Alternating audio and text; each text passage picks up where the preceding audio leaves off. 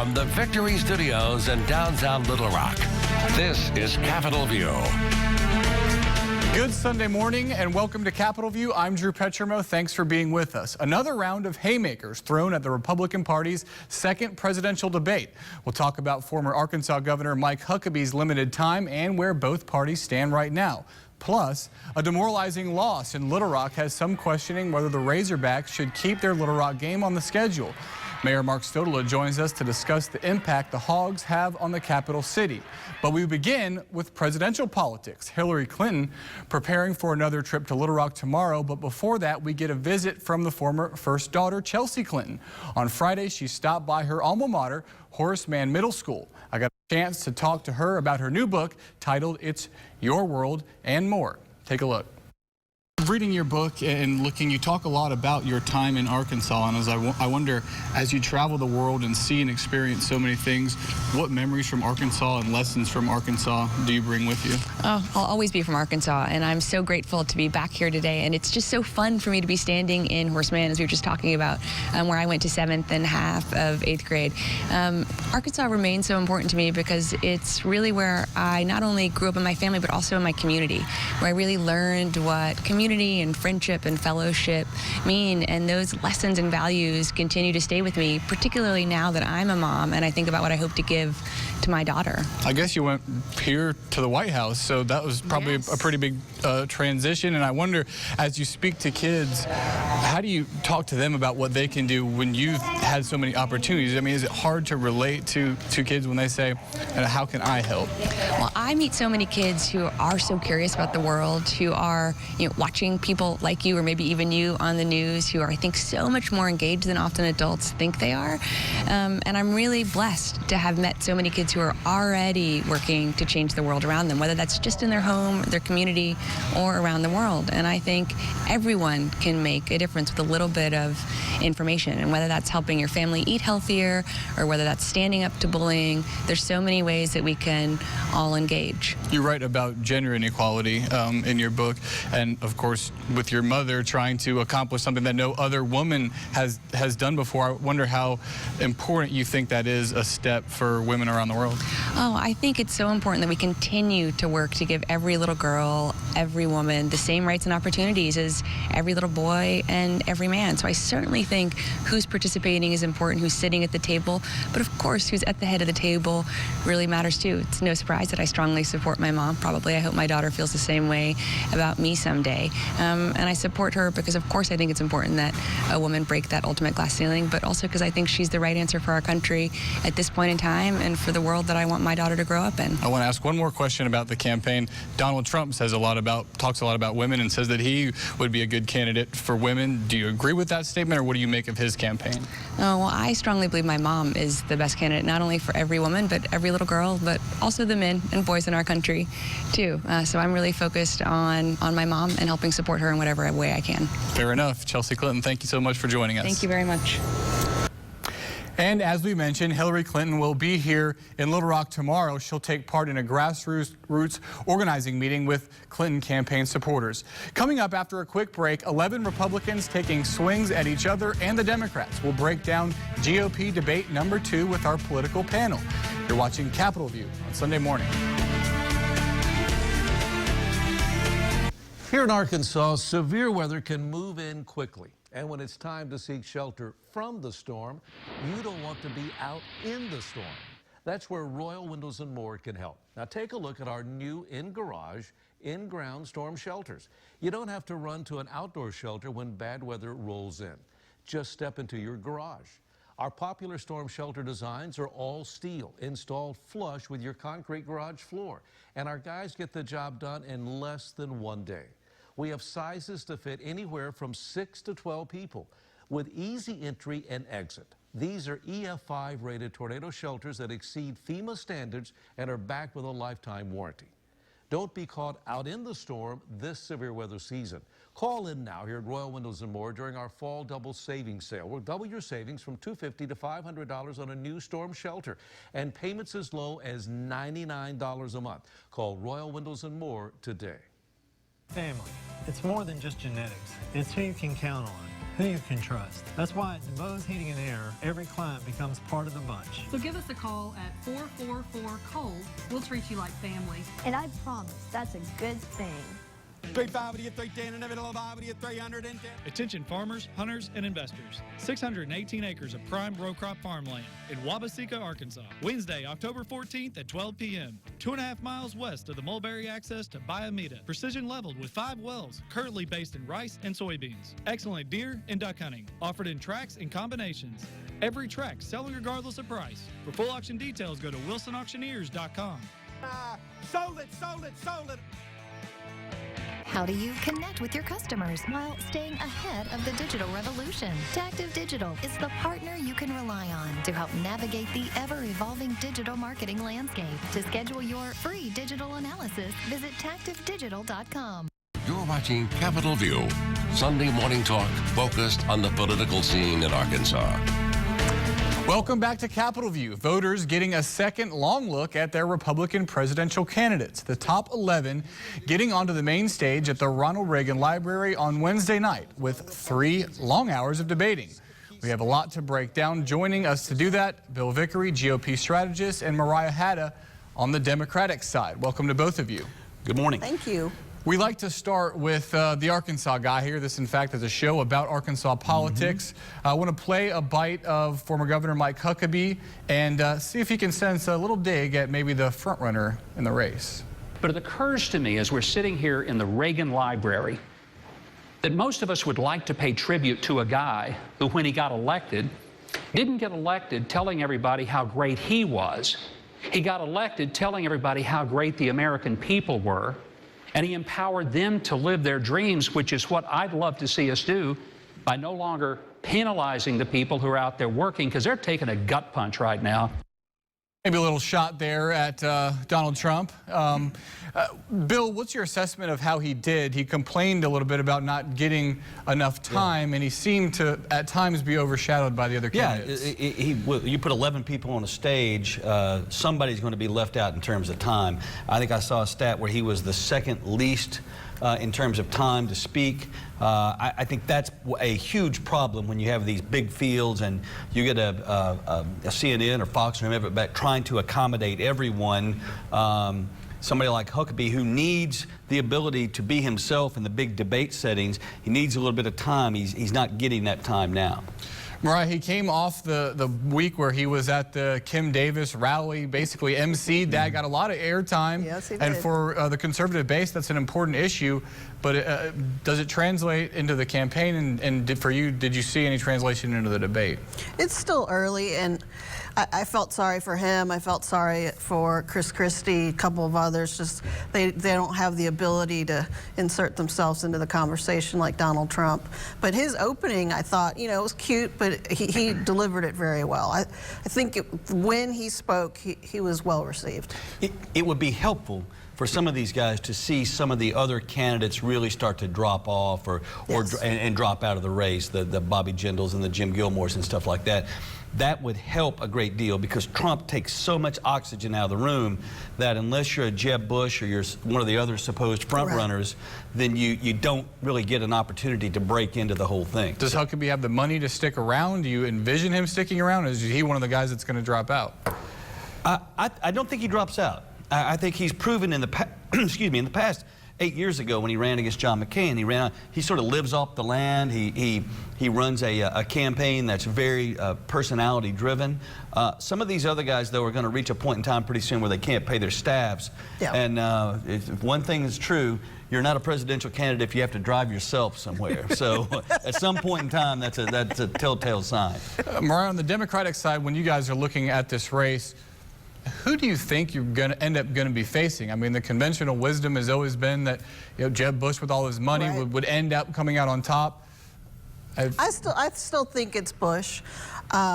It would be really interesting if we had, a Biden-Trump race, but I don't think we're going to have, hopefully we're not going to have, you know, reality TV, SNL all converge into a presidential election. If you have a Biden-Trump general election, that's where you have Kim Kardashian as one of the debate moderators because that truly is just a personality-driven thing. Right. I think it's a good point by Mariah that at the end of the day, we're still in the pre-season for presidential politics. When it starts to get cold, races start to heat up. Iowa's in January, then New Hampshire, then South Carolina. That is a real slog in terms of kind of working through those states. They tend to sift through all the stuff, and we've yet to see real negative campaign ads. We've yet to see the kind of mix it up in terms of paid media that really defines races. We're still in the honeymoon period in terms of the press and everything else, though. And Nate Silver, the prognosticator of elections, who's been very accurate recently, was reading him, and he put the chances of Trump winning at 5%. So still, according to what you talked about, was the establishment to this point in recent election history kind of rules the game. And is it your assessment? I would ask if that's 5% sound about right? I think that's right. Herman Cain, if you remember, was at 30% this time 4 years ago in the Republican primary. I think, look, and you go against Nate Silver's numbers at your own peril, because the guy's proven he can be pretty right on the money in terms of what he's doing. So, but I think he's seeing through into, you got to get through Iowa, you got to get through New Hampshire, you got to get through South Carolina, then this southern primary and all that. That's a big deal. Speaking of heating up as we go on, maybe talk a little bit here about the Democratic side of the Democratic primary. Nate Silver also still keeps Hillary Clinton as a huge favorite, even though, she is hitting some bumps in the campaign. The way things are looking, either you see it a possibility that she loses both Iowa and New Hampshire, and what would that mean to her campaign? We'll start with Mariah. I don't see that, but also New Hampshire, I mean, right next door. I mean, I'm not great with geography, but we've got Vermont up there somewhere, and so you got your hometown boy. So, we can get away with that one. I mean, she's coming here on Monday. I think that'll be interesting to see how she's well received. I think people will be very excited because it's one of her first kind of public events that she's done on this trail. I think if you're her, you want to get through these first three races. I mean, keep in mind, Bernie Sanders is a socialist. So, I mean, you have a socialist winning the New Hampshire primary right now. I think that's going to change. I think that what you see with Trump and with Sanders is a love affair with people who seem to just say what's on their mind without a care to the consequences. And that is attracting a lot of people into the process. I think it should embolden some of the more establishment candidates to go ahead and fire from the hip a little bit more, because you can see there's a segment of voters that love that. If you can mesh that with some good common sense and some sound policy, then that's what really sort of and it's kind of a win-win, because I think, being the observer of politics, it's good all these people who could care less are interested, like, hey, let's watch this Trump guy. Hey, this guy's saying, let's watch the socialists. But hopefully they will still be engaged, and as Bill said, the more established campaigns will take a hold of that and make it towards them. All right, we have to leave it at there. Good deal. Mariah Hada and Bill Vickery, thank you guys so much for coming on. When we come back, a disappointing Hogs loss at Moore Memorial Stadium leads to more questions about the future of Razorback football in Little Rock. Mayor Mark Stodola joins us to discuss the team's economic impact on the capital city and more. You're watching Capitol View on Sunday morning. Here in Arkansas, severe weather can move in quickly. And when it's time to seek shelter from the storm, you don't want to be out in the storm. That's where Royal Windows and More can help. Now take a look at our new in-garage, in-ground storm shelters. You don't have to run to an outdoor shelter when bad weather rolls in. Just step into your garage.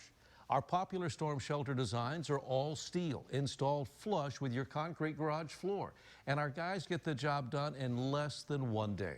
We have sizes to fit anywhere from 6 to 12 people with easy entry and exit. These are EF5 rated tornado shelters that exceed FEMA standards and are backed with a lifetime warranty.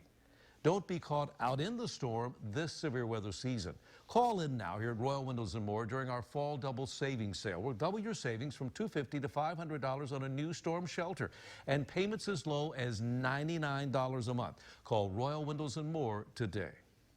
350 to 310 in the middle of 50 to 310. Faulkner County Absolute Land Auction, Friday, October 9th at 11 a.m. 970 acres offered in 10 tracts and combinations, ranging in size from 80 acres to 160 acres. Excellent deer and turkey hunting. 3/4 of a mile of paved road frontage located in Faulkner County, 7 miles east of Mayflower, on Matt Abbott Road in Sherwood, Arkansas. Sell regardless of price on auction day. For full auction details, go to wilsonauctioneers.com. Sold it, sold it, sold it. Hi, I'm Missy Gibson. At John Gibson Auto Sales, it is our goal to meet all of our customers' needs. That is why we offer over 800 cars, trucks, SUVs, motorcycles, ATVs, boats, trailers, and RVs. We will finance your purchase regardless of your past credit history. Go online at johngibsonautosales.com and see our full inventory selection, which is updated daily. Come to 1425 Airport Road in Hot Springs, and we will have your purchase ready when you get here. See you soon, online or in person. It'll be here before you know it. Hello, Halloween. It's the one night when everybody dresses up. And that includes dinner. Unleash the power of dough. Give it a pop. This moment is perfect in every way. Just like my kid. Gooey, flaky, happy toaster strudel. Now with more icing. You're watching Capitol View, Sunday morning talk focused on the political scene in Arkansas. Welcome back to Capitol View. Joining us now, Little Rock Mayor Mark Stodola. Thank you so much for being on. You bet, Drew. Glad to be here. So we're about a week removed for Hogs fans, what was a heartbreaking weekend, but aside from that, a good weekend for Central Arkansas. And I wanted to get your assessment of how the weekend went and how important of an economic driver that game is for this city. Well, you know, Razorback football is always great on the weekends, and it's particularly great here in Little Rock. We're excited to have the Razorbacks here. It's my alma mater, too, and so, you know, every time they play here, I get excited about it. And certainly it was a good weekend from a city standpoint. You know, I wish the Hogs would have come out on top, and I'm sure that the coach is working really hard to make sure that we come out on top this weekend. But, you know, I think the game and the Brad Paisley concert, you put those two things together, and it was a beautiful day and a beautiful afternoon. And certainly when the Hogs come to town, it's a great economic engine for the city as well in many respects. Do you hear from businesses that say, hey, we got to keep this thing around, this is so important? I mean, I imagine the hotels in that area, I mean, it's kind of a trickle-down impact for the city. Well, certainly the hotels do real well, and depending on when the game is played, our restaurants do pretty well, too. It really is kind of a matter of how much time there is to tailgate. I think you know, when the game is early in the day, it gives people more of a chance in the evenings then to get out to the restaurants and things like that. But we don't control that. The TVs control that. The television does. And so, but yes, certainly our businesses like to have the Hogs in town. And when you've got an afternoon game or a night game, it gives people all day long to go and do shopping and to get ready for a great evening of football. Now, they played Toledo, and most people thought that was an inferior opponent when the game was scheduled. I just wonder if a game like that against what is seen as a lesser opponent is okay with you. Would you rather see them play SEC games? Well, of course, I'd rather see SEC games played at War Memorial. But, you know, that's a decision that the athletic director and the coach have to make. You know, with that neutral site game now that we've got, that makes it even more complicated. I've been working with the War Memorial Stadium Commission, which is a state commission, to hopefully continue those games. It's anybody's guess right now about that. We have games that are going to be played through the 2018 season. There's a contract that guarantees that. At least one game and at least one other SEC contest. So whether that's in 16, 17, or 18, I don't know. But certainly the more SEC games we got, you know, the better the rivalry is. What's your assessment past 2018? What's going to happen? You know, I don't have a crystal ball. I do think that there's a great merit in keeping the center part of the state and the eastern and lower and the southern parts of Arkansas involved with the Razorbacks. And you know, this is still a small state. We're about 3 million people, and we've got a lot of people like myself that live in either Central Arkansas or East Arkansas or South Arkansas that would love to see them continue to play in the center of the state.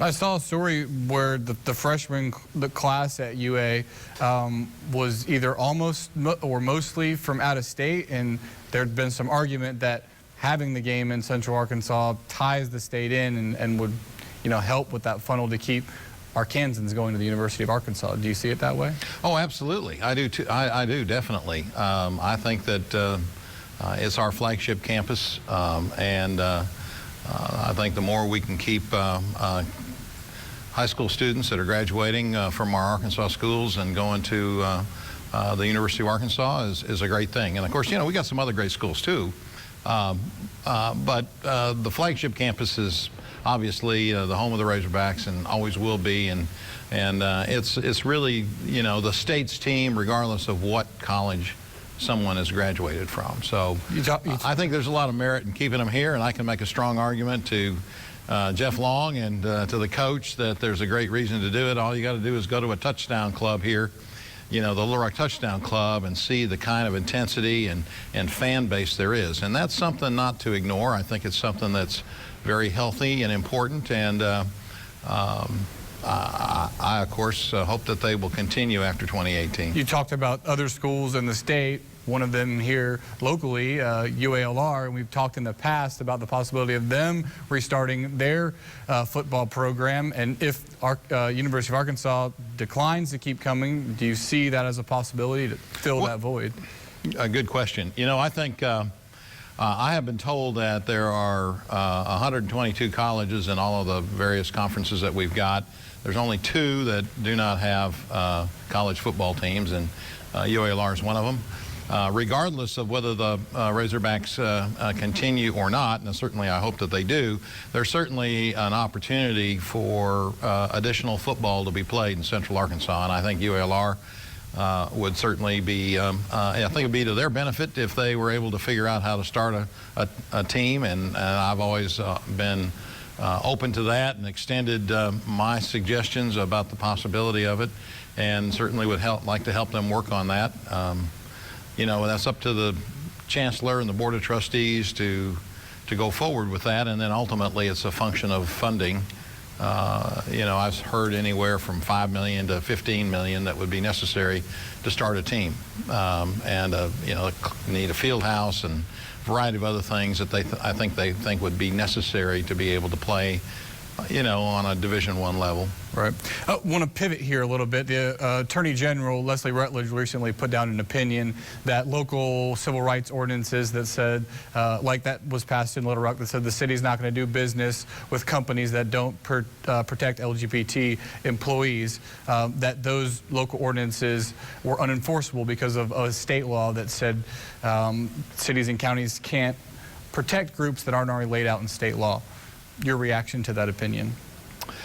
Well, you know, the city of Little Rock passed an ordinance that basically provided that if someone contracts with the city, they agree not to discriminate in a variety of areas. And one of those areas had to do with the issue of sexual orientation and I guess transgender identity. Also veterans, for that matter. And so there are some areas that the state has previously referenced and identified. Our city attorney researched the issue quite extensively before the ordinance was brought to the board of directors for consideration. He happens to believe that he's correct in his opinion, and I respect the Attorney General and Leslie's letter opinion as well, but again, there are lawyers who disagree, and that I can tell you that as a lawyer myself, that's not unusual that you will find 2 lawyers that will have at least 3 opinions. And you know how that usually turns out. That usually turns out with litigation. I wonder if you're worried about that. Is that going to be an expensive endeavor for the city to defend passing this law? It won't be an expense to the city because we have our legal counsel already, and so it's just a matter of one more issue that they may have to address. In fact, if the state decides to challenge the legislation or someone else does.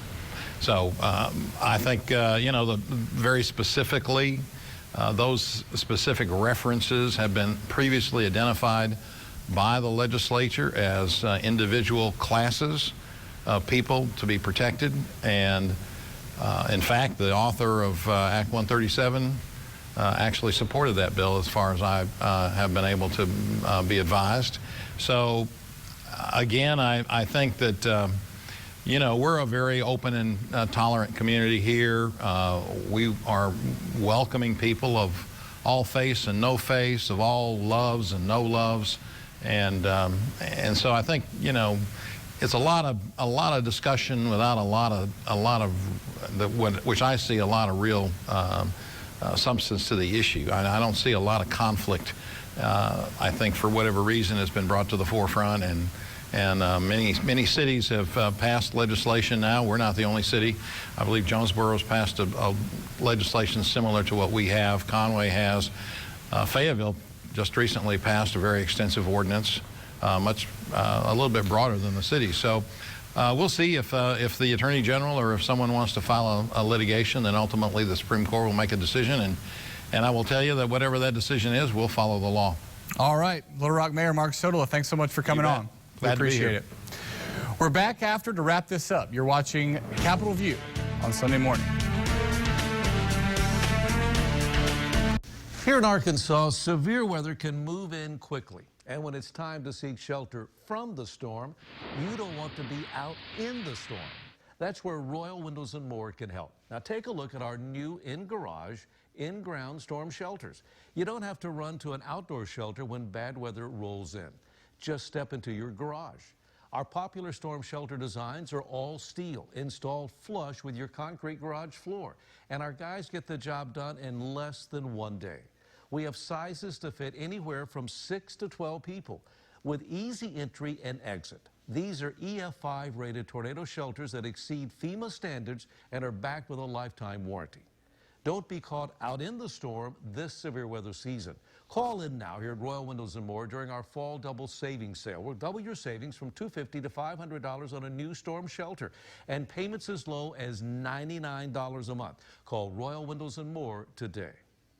You're watching Capitol View, Sunday morning talk focused on the political scene in Arkansas. That's it for today's show. We're back with an all-new Capitol View next week. Enjoy the rest of your weekend.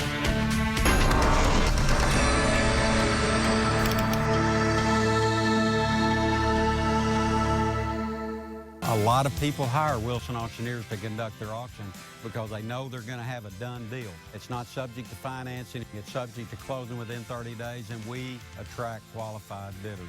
Sold it, sold it, sold it, $1,715,000. The lab's in the store. I got my glasses in a few hours. Why doesn't everybody do this? I walked in and out with my glasses an hour later. Just say no to waiting days for glasses. I watched them make my glasses in the store. I love saving money and time. At Success Vision, I got great prices and my glasses in the same day. Why doesn't everyone do it that way? To pay up for 99 in an hour for less. Colors to faces, that's Vision Express. 350, 310, and 310. Attention developers and real estate investors. Highway 165 Development Land Auction, Wednesday, October 7th at 1 p.m. in North Little Rock. First, a 3.5-acre commercial development tract on Highway 165. Next, an 8-acre residential development tract with all city utilities. Last, 2 Arkansas River View lots in Cypress Crossing subdivision. For auction details, go to wilsonauctioneers.com.